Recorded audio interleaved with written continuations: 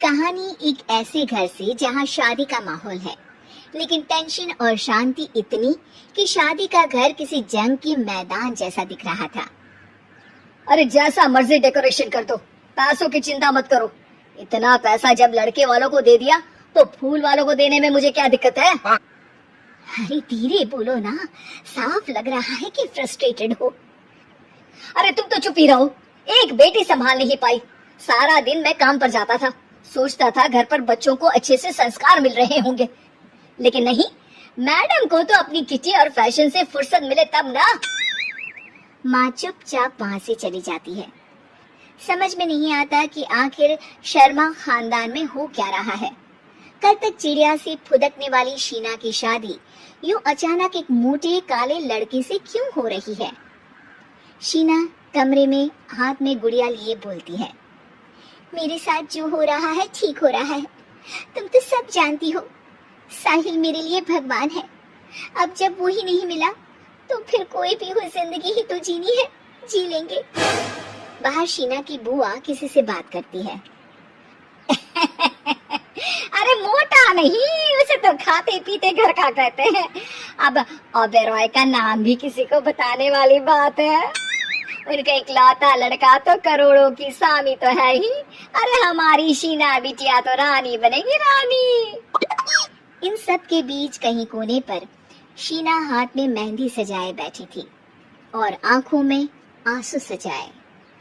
और वो समय भी आ जाता है जब शीना मंडप के नीचे हाथ में वरमाला लिए खड़ी होती है, लेकिन तभी अफरा तफरी मच जाती है। कोई कहता है, अरे लड़के की माँ को हार्ट अटैक आ गया। अरे अच्छी खासी थी, कैसे हो गया? अरे कहते हैं ना, किसी किसी लड़की के पैर अच्छे नहीं होते। हो सकता है कि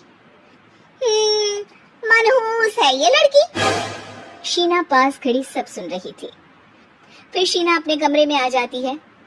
शादी ये कहकर नहीं होती कि लड़की मनहूस है। अब लगातार शीना के लिए लड़के देखने आते, लेकिन आस पड़ोस या किसी के कहने पर शादी हर बार टूट जाती।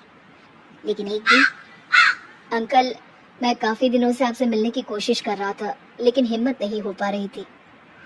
अरे बेटा, हिम्मत तो हमारी टूटी पड़ी है। वैसे कौन हो तुम? मेरा नाम साहिल है अंकल। मैं शीना से प्यार करता हूँ और उसी से शादी करना चाहता हूँ। अरे अब तो किस जात के हो ये भी मायने नहीं रखता। बेटा, मेरी बेटी मनहूस है। ये सब कहते हैं कि इसीलिए उसकी शादी नहीं हो पा रही। अगर तुम शादी करने को तैयार हो तो ठीक है। शीना की शादी साहिल से हो जाती है। अगले दिन साहिल की माँ का देहांत हो जाता है और एक बार फिर लोग शीना को अपशकुनी कहने लगते हैं। अरे खा गई दीदी को ये। अरे क्या जरूरत थी साहिल किसी मनहूस को घर लाने की? पर बुआ, माँ की तो तबीयत पिछले कई साल से खराब थी। डॉक्टर्स ने जवाब दे दिया था। क्या पता ये भी उनका सौभाग्य हो कि वो बहू का मुंह देख पाई। अरे बहू का मुंह देख पाई, या ये कह लो कि बहू का मुंह देखते ही स्वर्ग लोक सिधार गई। खैर, अबे क्या घर तुम्हारा है, हम तो चले। अब शीना को खुद पर ही शक होने लगता है कि कहीं सच में वो अपशकुनी तो नहीं। साहिल, हम दोनों की शादी नहीं हुई होती तो अच्छा था। देखो ना, कैसे पहले मेरी शादी टूटती थी और अब तुम्हारी माँ भी।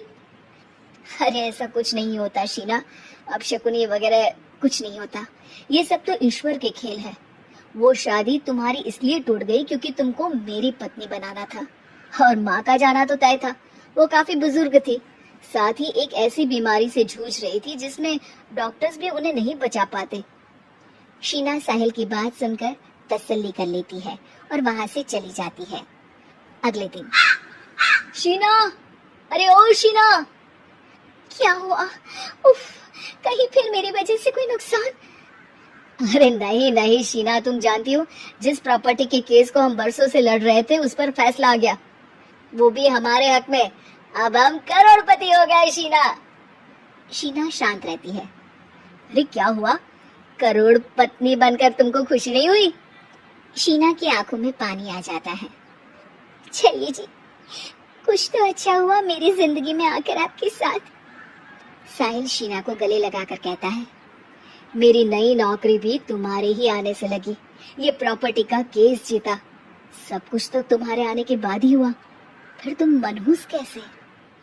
ये सुनकर शीना खुश हो जाती है।